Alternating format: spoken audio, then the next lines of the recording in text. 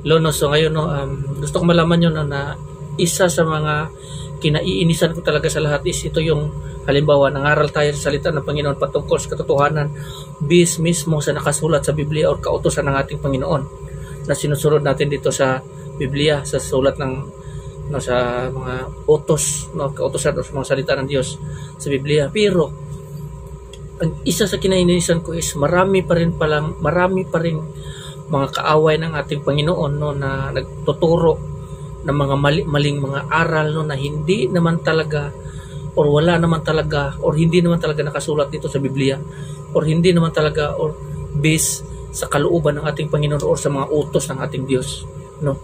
Maraming mga tao kumbaga parang ganito yan no, na inaagaw natin yung isang bagay no, na parang sabihin na natin no, inaagaw natin yung isang karnero kasi atin yon. Pero yung kaaway naman is hinihila niya rin, inaagaw niya rin no. So parang nag-aagawan tayo sa isang bagay ba no, na mga ganito.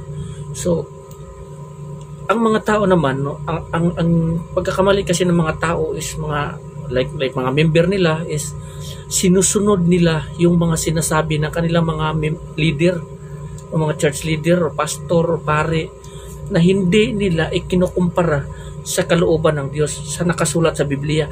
Kaya hindi natigil-tigil yung mga tao na bumabagsak sa kaparusahan.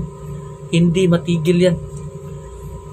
Kasi mas pinaniwalaan ng mga tao ang sinasabi ng kanilang leader kaysa mismo sa salita ng Diyos na ibinigay ng ating Panginoong Kristo dito sa atin, yung salita ng Diyos, ang Biblia. No? Imbis ito yung i-priority natin no, na susundin, paniniwalaan at tatanggapin. Pero itong mga taong ito is tamad. Yung iba naman is tamad magbasa ng Biblia. Yung iba naman nagbabasa nga, wala namang naintindihan. Parang nagbabasa lang ba na hindi pumapasok sa isip. Kasi yung habang binabasa is lutang yung isip o malayo ang iniisip. Kaya walang naintindihan. Yung iba naman is, doon na lang ako makikinig sa pare. Doon na lang ako makikinig sa pastor o kanino man. Pero yung ibang mga turo nila is hindi nakabase dito sa nakasulat sa Biblia.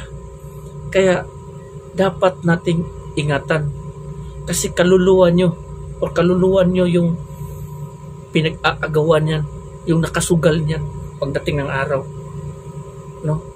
Huwag kayong magpapaligaw kasi sabi ng ating Panginoon Kristo darating ang panahon, di ba? Ito na ngayong panahon na yan no, na maglipan na ang maraming mga bulaang propeta no, dahil sa pagdami ng kasamaan lalamig ang pag-ibig sa Diyos, na pag-ibig natin sa Diyos, lalamig. The love of many is will grow cold, ang tawag niya sa English. No, so, mag-ingat tayo. No? Basahin niyo po yung Biblia. No? Basahin niyo. Kasi minsan din itong mga tao no, na sinasabihan lang ng kanilang mga leader, pag hindi kayo magsasamba, hindi kayo hindi na kayo makakapasok sa karya ng langit. Hindi po yan nakasulat ito sa Biblia. Marami pong mga tao dito sa Biblia nakasulat no, na ipinagtabuyan sila sa kanilang mga sinaguga dahil nga sa pagsunod nila sa ating Panginoong Kristo.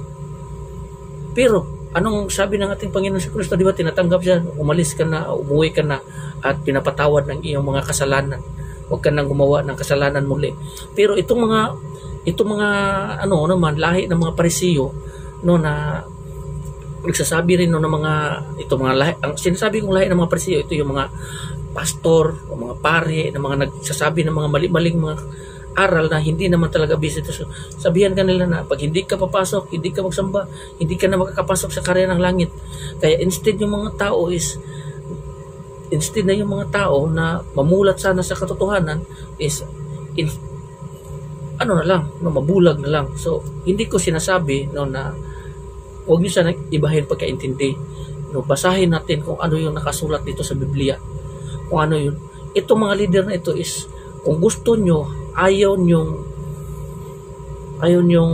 mawalan ng mga member or ayaw nyong umalis yung mga member nyo, sabihin nyo ang katotohanan.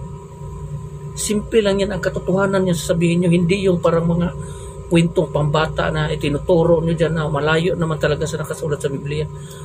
Yung iba nga ipinapangaral nila is hindi nakasulat dito, yung sinasabi nilang sakramento. Ano yung sakramento? Wala man yan dito sa Biblia. Hindi ko lang alam. Siguro, kung meron man dyan, hindi ko lang nababasa. Pero hindi ko talaga nababasa yung ano yung sakramento na yan. Or marami pang iba no, na tinuturo nila no, na wala naman talaga dito. No, so mag-ingat po kayo kasi kaluluwa po natin yung nakasalalay dito sa pagdating ng araw. No? Basahin po natin yung Biblia kasi ito yung ibinigay ng ating Panginoon sa atin, no, na lagi na nating basahin kasi yung utos ng ating Panginoon doon sa sulat ni Joshua is magbasa tayo, pag-aralan natin yung or babasahin natin yung mga kautusan ng ating Panginoon ayon nga dito sa sulat ni Apostol Pablo sa Episo, no, na para hindi tayo no, basta-bastang tatablan sa kahit anong itataboy o ibabato sa atin ng ating mga kaaway na mga maling aral, mali-maling mga aral or mga turo or mga pinapangaral nila na hindi siya based dito sa Biblia. Marami din mga member na alam nila na ang kanilang mga leader ay hindi nagsasabi ng katotohanan o hindi talaga nakabase dito sa Biblia yung sinasabi ng kanilang leader. Kahit alam nila pero tinatanggap pa rin nila at hinahawakan at pinaniniwalaan. Kahit alam nila no, na harap-harapan sila na nililigaw ng kanilang mga leader. So, dapat po tayong mag-ingat sa ganitong mga pangyayari kasi we are in the last days. No? Darating yung Panginoon sa buhay natin, yung kamatayan natin, bawat isa, kahit gaano ka pa kayaman, yung libingan mo, kahit gaano pa kaganda, kung ang Panginoon Jesucristo wala sa puso mo, malayo yung relationship niyo sa Panginoon o wala kayong relasyon dahil nga napapalayo ka sa Kanya dahil nga ang kasalanan kasi ito yung dahilan kung bakit tayo ay napapalayo sa ating Panginoong Jesucristo, sa ating Panginoong Diyos. Kaya namatay ang ating Panginoong Jesucristo dito sa krus, namatay siya sa krus para buwagin or wasakin yung kasalanan na siyang humaharang sa atin at sa ating Panginoon, sa ating Diyos na Ama, diba? Dahil sa pamamagitan ng ating Panginoon sa Kristo, binuwag niya at winasak niya. At dahil dyan, nagkaroon na tayo ng daan or komunikasyon or relationship between sa atin at ang Panginoon. So, lagi nating babantayan no, ang ating mga ginagawa kasi minsan na talaga tayo mabubuhay sa mundong ito. After that, wala nang balikan. Wala na. So, hanggang dito na lang. Maraming salamat. God bless everyone.